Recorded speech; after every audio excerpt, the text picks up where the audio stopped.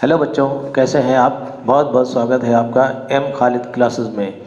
आज मैं मोहम्मद खालिद आज फिर आपके सामने आया हूं एक नए वीडियो के साथ, जिसमें हम लोग पढ़ने वाले हैं कक्षा 8 के गणित का अभ्यास 1F। इस अभ्यास में ध्यान दीजिएगा, इस अभ्यास में 0 और 1 के बारे में कुछ महत्वपूर्ण बातें हम लोगों को समझनी है। हम लोग परिमेय संख्याओं से संबंधित अवधारणाओं को पढ़ रहे हैं, उनको समझ रहे हैं। तो ये अभ्यास जो है परिमेय संख्याओं की अवधारणाओं पर ही आधारित है। इसमें ये बताया गया है कि 0 एक परिमेय संख्या है, लेकिन अवधारणा शब्द आते ही हम लोगों को लगता है कि ये बहुत कठिन चीज़ें कुछ होंगी, लेकिन अगर जो हम इनको छोटे छोटे प्रश्नों के रूप में धीरे धीरे समझें तो उम्मीद है आप लोगों को बहुत अच्छे से समझ में आएगा। ठीक है, तो चलिए शुरुआत करते हैं हम लोग। जैसे प्रश्न इसमें ये ऐसे पूछा जा सकता है कि क्या 0 एक परिमेय संख्या है। तो चलिए मैं इसको लिखता हूँ ताकि आपको अच्छे से समझ में आए। और हाँ, एक बात ध्यान रखिएगा कि जो कुछ बोर्ड पर हम लिख रहे हैं तो इनको आप भी कॉपी पर लिख लीजिएगा। अगर जो आप कॉपी पर नोट कर लेंगे तो आपको रिवाइज़ करने में आपको आसानी होगी, रिवीजन करने में आसानी होगी, तो आपको और अच्छे से समझ में आएगा। मेन चीज़ क्या होता है, समझना। अगर जो आपकी समझ में आ गया तो सब कुछ ठीक है, समझ में ही नहीं आया तो कोई फ़ायदा नहीं पढ़ाई करने का। ठीक है, चलिए हम प्रश्न उत्तर के रूप में लिख रहे हैं तो आप इनको कॉपी पर नोट करते रहिएगा। ठीक है, तो पहले हम लोग कुछ प्रश्न उत्तर छोटे छोटे सॉल्व कर लें, उसके बाद अभ्यास 1F के जो किताब में प्रश्न दिए हैं उनको हल करेंगे। ठीक है, चलिए देखते हैं। सबसे पहले, क्या 0 एक परिमेय संख्या है। अगर जो प्रश्न ऐसा हमसे पूछा जाए कि क्या पूछा जाए, क्या 0 एक परिमेय संख्या है, तो हम लोग क्या बताएंगे, है कि नहीं है। तो और क्या 0 परिमेय संख्या है ऐसा पूछा, और यह भी पूछ सकता है कि क्यों। ठीक, तो हमने बताया कि इसमें क्या करना पड़ेगा, इसके उत्तर में आप क्या लिख देंगे। हाँ, 0 एक परिमेय संख्या है। 0 एक कैसी संख्या है, परिमेय संख्या है। अब ये क्यों है, अब इसको भी हमें समझना होगा। तो ये परिमेय संख्या क्यों है, देखिए समझिएगा। 0 जो होता है या 0 होता है संख्या रेखा पर, देखिए बीचों बीच में आता है। संख्या रेखा पे हम लोग शुरुआत करते हैं, देखो कैसे। मान लो -5 लिखा है, फिर -4 आता है, -3, -2, फिर -1, फिर 0, फिर 1, 2, 3, 4, ये सब ऐसे लिखा जाता है। तो ये सब क्या होते हैं, ये सब पूर्णांक होते हैं। तो जितने भी पूर्णांक होते हैं वे सभी परिमेय संख्याएं होती हैं। क्यों, क्योंकि सभी के बटे में 1 लिखा जा सकता है, तो 0 के बटे में भी 1 लिखा जा सकता है। तो इसलिए जितने भी पूर्णांक होते हैं वो सब परिमेय संख्या होती हैं। और 0 भी एक पूर्णांक है, इसका मतलब 0 भी एक परिमेय संख्या है। तो आंसर हमारा क्या हुआ, क्या 0 एक परिमेय संख्या है। तो हम कहेंगे हाँ, 0 एक परिमेय संख्या है। क्यों, हम लिखेंगे क्योंकि सभी पूर्णांक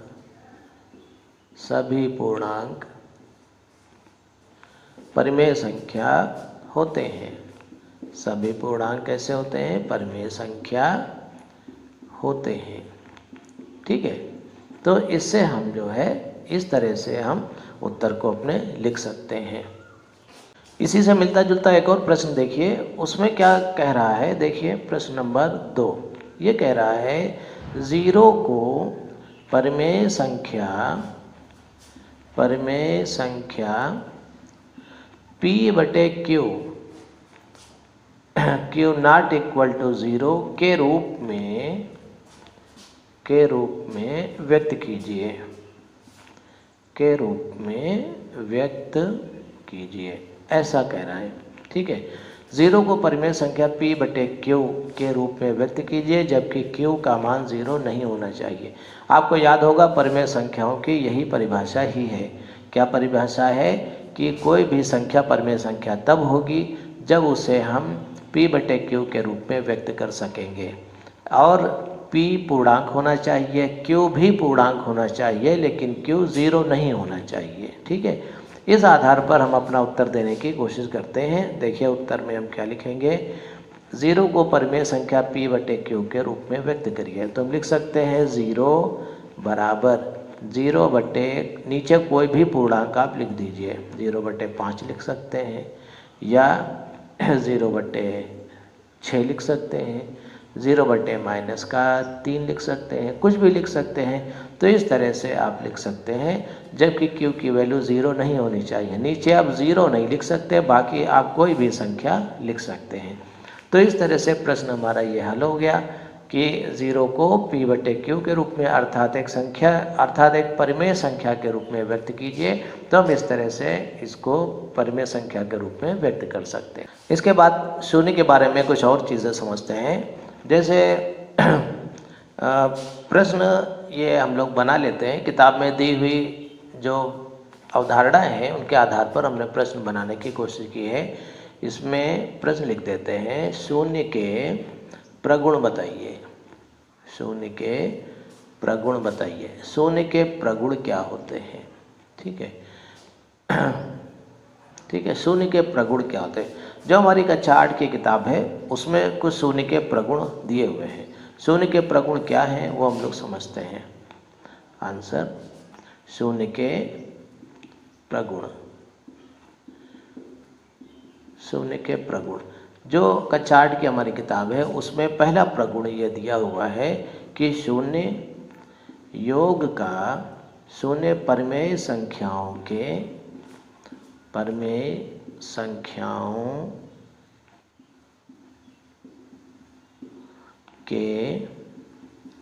योग का तत्समक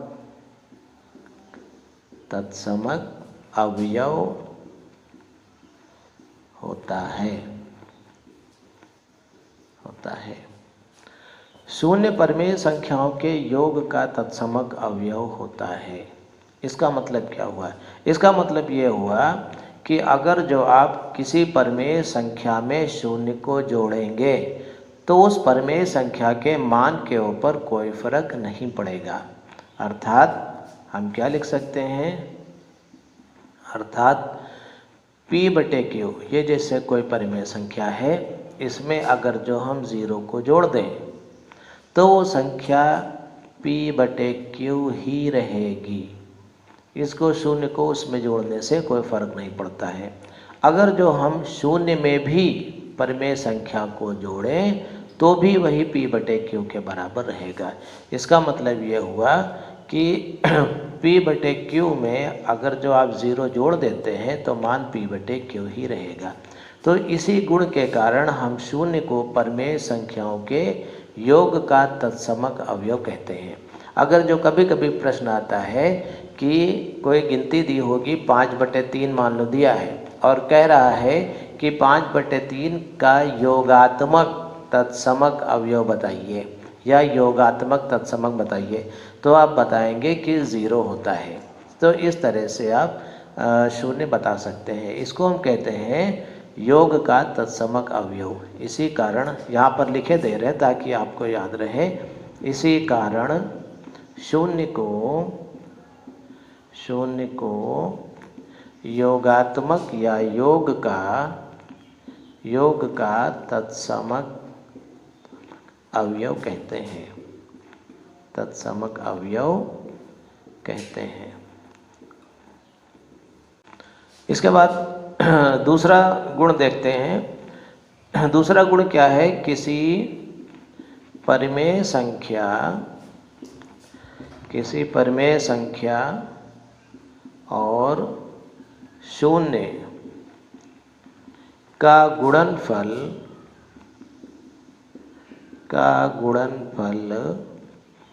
सदैव शून्य होता है।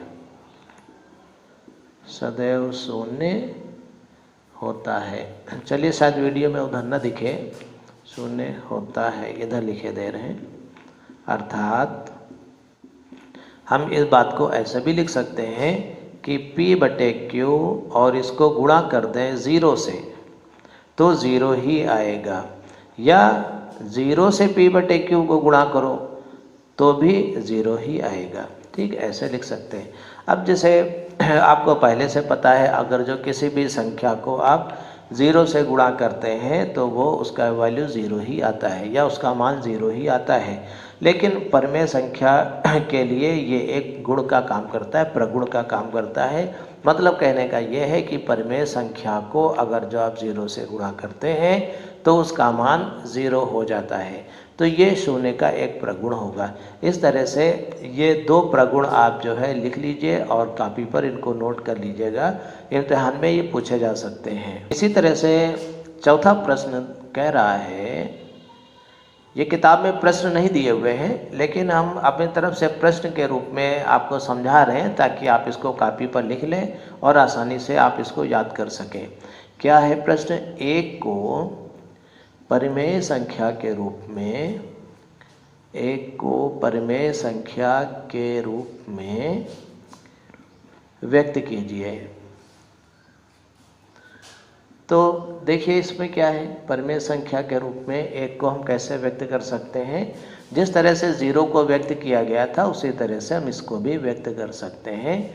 जैसे 1 को व्यक्त करने के लिए 1 का मतलब होता है कि अगर जो कोई परिमेय संख्या है उसके अंश और हर बराबर हैं तो इसका मतलब ये हुआ कि उसका मान 1 आएगा। जैसे हमने लिख दिया 5 बटे में भी 5, तो इसका मान 1 आएगा।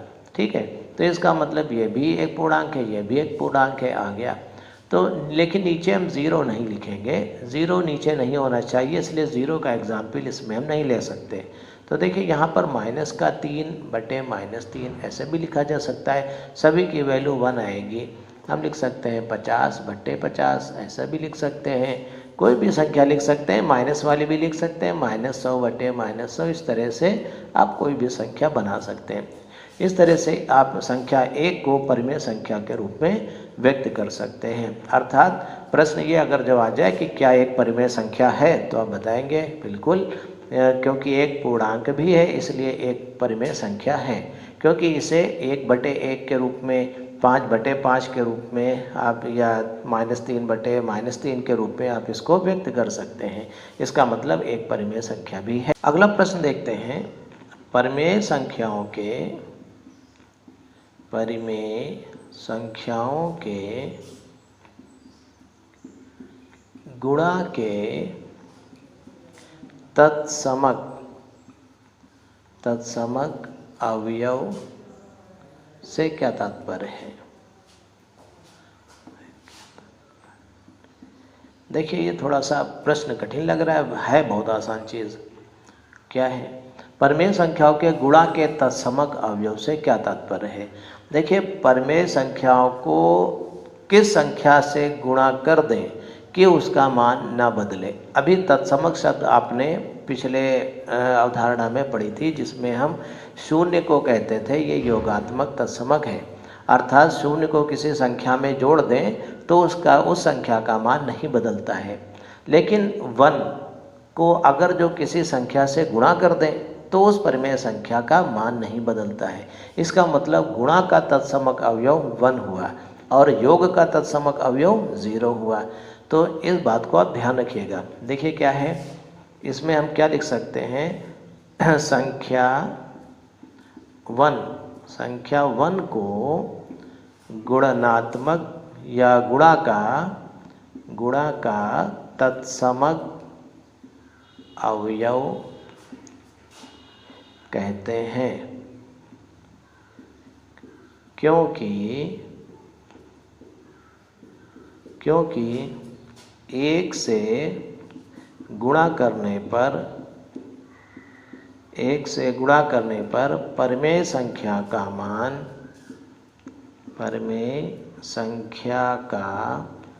मान नहीं बदलता है। परिमेय संख्या का मान नहीं बदलता है। अर्थात ऐसे भी लिख सकते हैं, अर्थात P/Q गुणे 1 बराबर रहता है P/Q। ठीक है, संख्या 1 को क्या कहते हैं? गुणा का तत्समक अवयव कहते हैं। इस बात को आप ध्यान रखिएगा। ठीक है, ये बहुत इम्पॉर्टेंट चीज़ है। तो ये बहुत आसान चीज़ है और बहुत इम्पॉर्टेंट भी।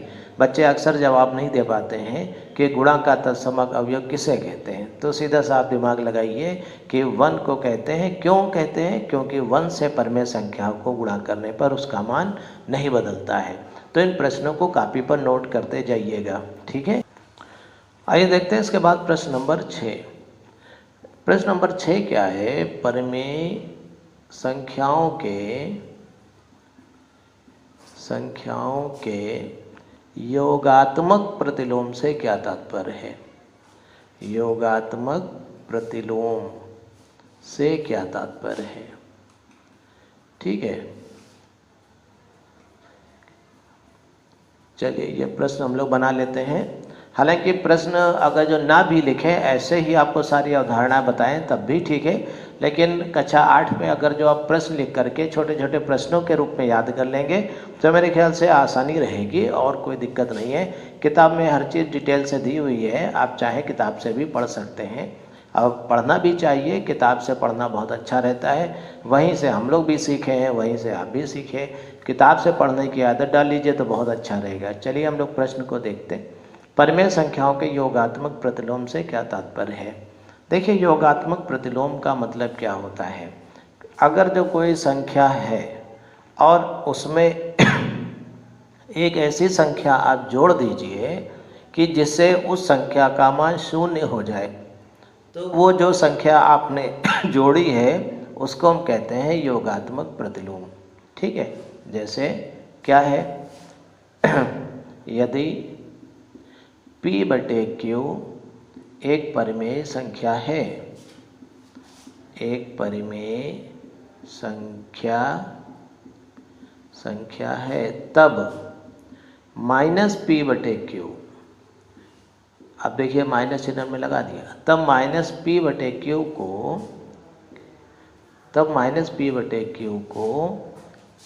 दी हुई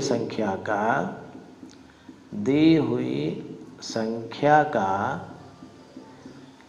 योगात्मक प्रतिलोम कहते हैं। योगात्मक प्रतिलोम कहते हैं। देखिए बहुत आसान है। अब कैसे?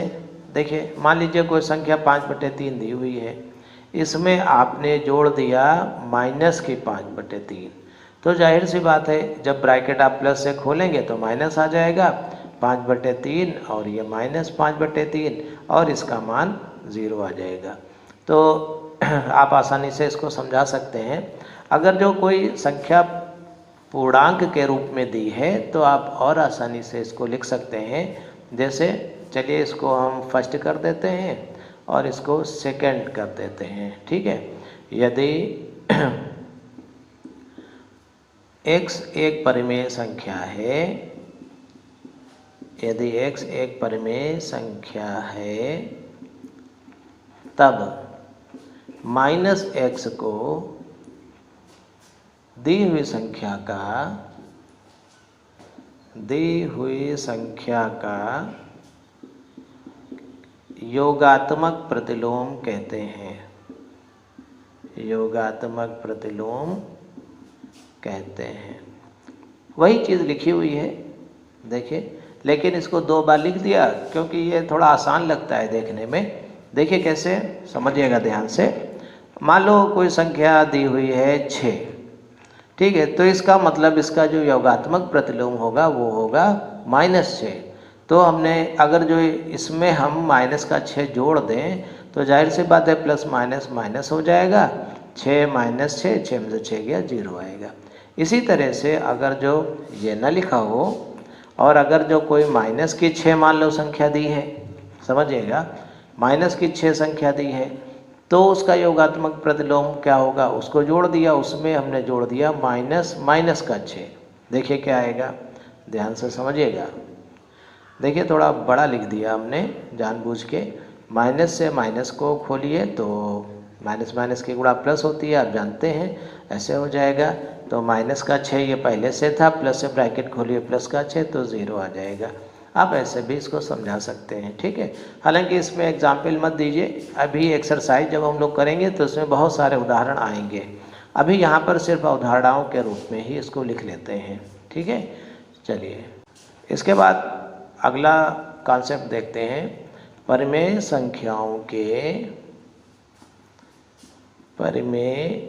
संख्याओं के गुणात्मक प्रतिलोम। समझिएगा, गुणात्मक प्रतिलोम से क्या तात्पर्य है। गुणात्मक प्रतिलोम, इसको व्युत्क्रम भी कहते हैं। व्युत्क्रम से क्या तात्पर्य है, समझिएगा इसको।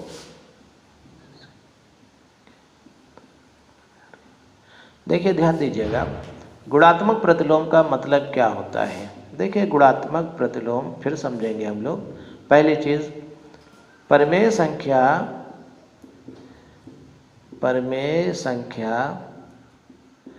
P/Q का गुणात्मक प्रतिलोम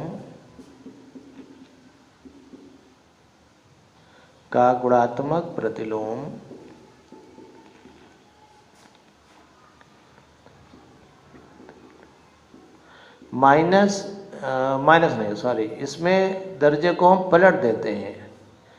परिमेय संख्या के यहाँ पे कुछ गलत लिख गया है।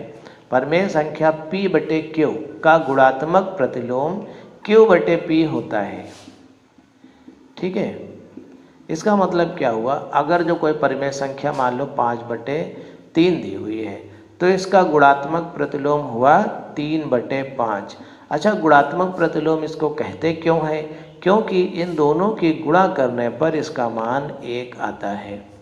क्योंकि इसकी गुणा करने पर इसका मान 1 हो जाता है। जब 1 हो जाएगा तभी हम इसको उसका प्रतिलोम कहते हैं, ठीक है।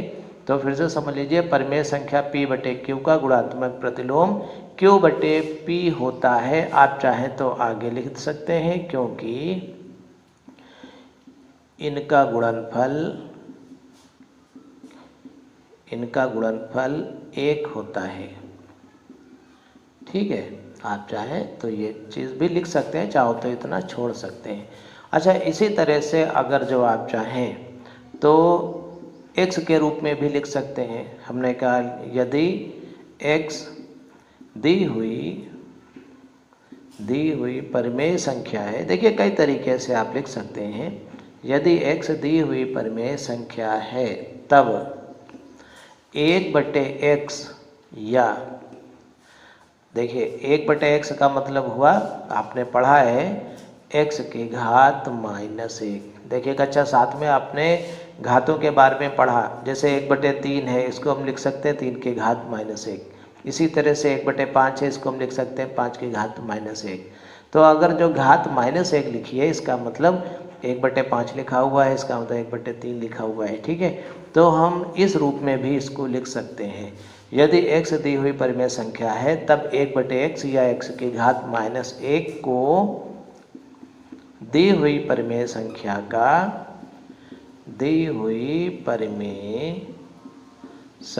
का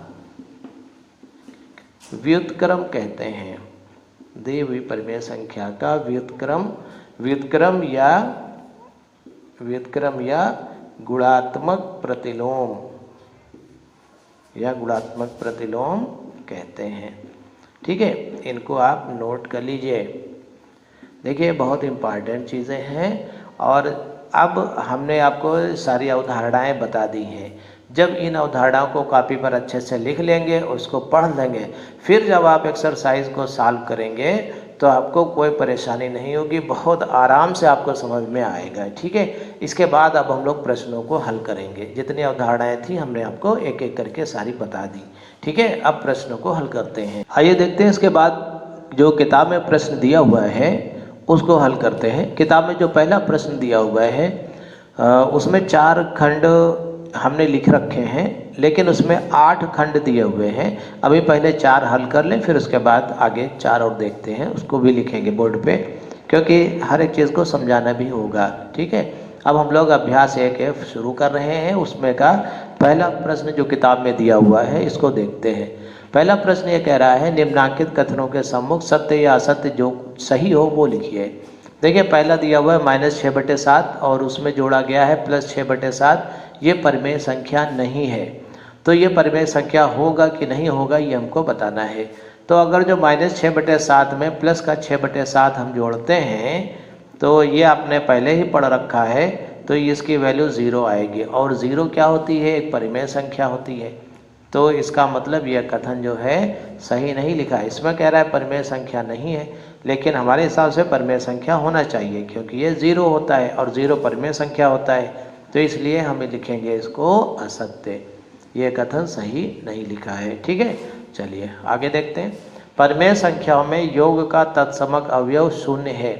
परिमेय संख्याओं में योग का तत्समक अवयव 0 है। इसको अभी हमने बताया था वीडियो के शुरुआत में ही। तो किसी संख्या में अगर जो आप 0 को जोड़ देंगे तो उसका मान नहीं बदलता है, वही रहता है। तो ये बात कथन एकदम सत्य लिखा हुआ है, तो आप इसको लिख देंगे सत्य। ठीक है, चलिए इसके बाद देखते हैं। परिमेय संख्या 0 या 0 का योगात्मक प्रतिलोम नहीं होता है। होता है क्योंकि योगात्मक प्रतिलोम क्या होता है? अगर जो आप किसी संख्या को 0 फिर से समझिए, परिमेय संख्या कह रहा है 0 या 0 का योगात्मक प्रतिलोम नहीं होता है। जैसे 5 का योगात्मक प्रतिलोम क्या होगा? -5। क्यों होगा? क्योंकि इसको अगर जो -5 को हम इस 5 में जोड़ देंगे तो इसका मान 0 आएगा, इसीलिए कहते हैं। तो 0 में अगर जो आप 0 को जोड़ देंगे तो 0 तब भी आएगा। 0 में किसको जोड़ दें? 0 को, तब भी 0 आता है। इसका मतलब ये हुआ कि 0 का योगात्मक प्रतिलोम 0 ही होगा। ठीक है, लेकिन प्रश्न ये कह रहा है, इसमें लिखा हुआ है कि योगात्मक प्रतिलोम होता ही नहीं है, तो मेरे ख्याल से ये असत्य होगा, क्योंकि 0 का योगात्मक प्रतिलोम हमको पता है क्या होगा? 0 ही होगा। ठीक है, ये एग्ज़ाम में दूसरे तरीके से भी पूछ सकते हैं कि 0 का योगात्मक प्रतिलोम बताइए, तो आप क्या लिख देंगे? 0 का योगात्मक प्रतिलोम 0 होता है, बस हल हो गया। ठीक है, अच्छा फिर देखिए, किसी ऋणात्मक परिमेय संख्या का योगात्मक प्रतिलोम एक धनात्मक परिमेय संख्या होती है। जैसे -6/7 ये लिखा हुआ है, तो इसका योगात्मक प्रतिलोम अर्थात वो संख्या जिसमें से जोड़े तो 0 आ जाए, तो वो जाहिर सी बात है प्लस ही की होगी। अगर जो इसमें प्लस का 6/7 जोड़ेंगे तभी 0 आएगा, वरना नहीं आएगा। इसका मतलब यह हुआ कि ऋणात्मक प्रतिलोम संख्या, ऋणात्मक परिमेय संख्या का योगात्मक प्रतिलोम धनात्मक परिमेय संख्या होती है। तो यह बात सत्य है। ठीक है, इस तरह से 4 खंड हो गए। और देखते हैं आगे, 5वां पार्ट ये कह रहा है परिमेय संख्याओं में घटाने का तत्समक अवयव 0 है। देखिए, परिमेय संख्याओं में योग का तत्समक अवयव 0 होता है, घटाने का थोड़ा ही होता है। तो हम क्या लिख देंगे कि ये असत्य है। अभी हम लोगों ने तत्समक पढ़ा था। ठीक है, फिर अगला देखते हैं, 6ठा, परिमेय संख्याओं में गुणा का तत्समक अवयव 1 है। हाँ, ये बात सही लिखिए। कोई परिमेय संख्या है, उसको अगर जो 1 से हम गुणा कर देते हैं तो उसका मान नहीं बदलता है, वो उतना ही रहता है। इसका मतलब परिमेय संख्याओं में गुणा का तत्समक अवयव 1 होता है। तो ये बात सत्य लिखी हुई है, तो इसको हम लिख देंगे सत्य है। चलिए अगला देखते हैं। एक ऋणात्मक परिमेय संख्या का गुणात्मक प्रतिलोम एक ऋणात्मक परिमेय संख्या होती है। जैसे कि एक उदाहरण लेकर के देखते हैं। जैसे ये -5/3 है, इसका गुणात्मक प्रतिलोम क्या होगा?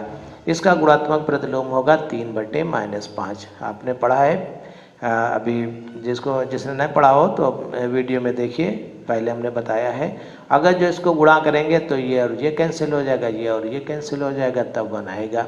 तो ये एक ऋणात्मक संख्या पहले से थी, ये भी एक ऋणात्मक संख्या है। तो इसका मतलब ये हुआ एक ऋणात्मक परिमेय संख्या का गुणात्मक प्रतिलोम एक ऋणात्मक परिमेय संख्या होती है। ये बात सत्य होगी, तो यहाँ पे लिखे दे रहे हैं हम सत्य। ठीक है, फिर देखते हैं ये वाला 8वां। यदि परिमेय संख्या x का योगात्मक प्रतिलोम x है तो x बराबर 0। इसका मतलब क्या हुआ? x का योगात्मक प्रतिलोम x है। जैसे हमने पढ़ा है 5 का योगात्मक प्रतिलोम होगा क्या? -5। इसी तरह से -6 का योगात्मक प्रतिलोम क्या होगा? +6। मतलब चिन्ह ज़रूर बदल जाता है। परिमेय संख्या x का योगात्मक प्रतिलोम x ही है। तो ऐसा कब हो सकता है? हम लोगों ने ये भी पढ़ा कि 0 का योगात्मक प्रतिलोम 0 होता है। तो इसका मतलब ये बात सही लिखी हुई है कि यदि परिमेय संख्या x का योगात्मक प्रतिलोम x है तो x 0 होगा या x का मान 0 ही होगा। इसका मतलब ये हुआ कि 0 के लिए ये बात सही है कि 0 का योगात्मक प्रतिलोम 0 ही होगा। लेकिन अन्य किसी संख्या के लिए अगर जो आप बात करें तो उसका चिन्ह ज़रूर बदल जाता है। ठीक है, तो 0 के लिए ये बात सही लिखी हुई है। तो इसका मतलब ये ऑप्शन हमारा सत्य कहलाएगा। इसको हम क्या लिख देंगे? सत्य लिख देंगे। देखिए, इस तरह से हम लोगों ने अभ्यास 1F का पहला प्रश्न कंप्लीट कर लिया। देखिए, वीडियो काफ़ी बड़ी हो चुकी है, ध्यान दीजिएगा, क्योंकि इसमें बहुत सारी अवधारणाएं हम लोगों ने पढ़ी हैं। अगर जो अवधारणाएं नहीं पढ़ते तो ये चीज़ें हमारी समझ में नहीं आती। ठीक है, इसीलिए हम लोगों ने अवधारणाएं पढ़ी हैं और एक ही प्रश्न को समझा है। देखिए, जो दूसरा प्रश्न है वो अब हम अगले वीडियो में डालेंगे। ठीक है, तो इसी के साथ ही मैं आपको एक बात और बता दूं कि हम लोगों ने कक्षा 6 और 7 के भी वीडियोस तैयार किए हैं और हमारे चैनल पर जा कर के आप कक्षा 6 और 7 के बच्चों को भी वो वीडियो शेयर कर दीजिए। ठीक है, हमारा चैनल बिल्कुल फ्री है, किसी तरह का कोई चार्ज नहीं है। ठीक है, आप लोग जो है हमारे चैनल को कोशिश करिए कि अधिक से अधिक बच्चों तक शेयर करिए। ठीक है, इसी के साथ मैं मोहम्मद खालिद आज के लिए इतना ही और फिर मिलेंगे अगले वीडियो में। धन्यवाद।